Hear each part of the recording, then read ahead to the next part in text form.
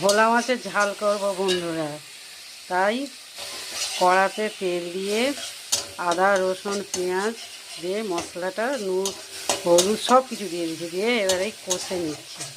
নিয়ে জল ঢেলে দেবো, তারপরে মাছটা ভেজে তুলে রেখেছি মাছটা দেবো। যে কোনো রান্না মশলাটা যত সুন্দর কষা হয় তত খেতে ভালো লাগে। তো এবার আমি তেল ছেড়ে দিচ্ছে,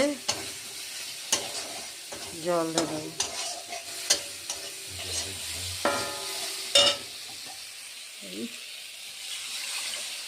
জল দিয়ে দিলাম, 4 পিস মাছ তো এই জন্য অল্প করে জল দিলাম। এবারে ঝোলটা ফুটে উঠলে আমি মাছগুলো দিয়ে দেবো। এই যে মাছগুলো আমি ভেজে নিয়েছি, ভোলা মাছ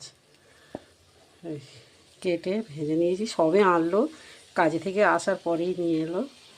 মাছগুলো ভেজে নেবো। এবার ঝোলটা আমার ফুটতে শুরু করে দিয়েছে, এইবার আমি মাছগুলো দিয়ে দেবো, দিয়ে ফুটে উঠলে নামিয়ে নেবো। এখন কালারটা খুব সুন্দর এসছে না, ইয়ামি।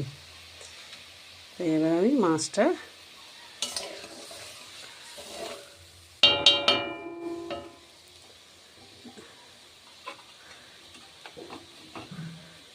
দিয়ে দেব।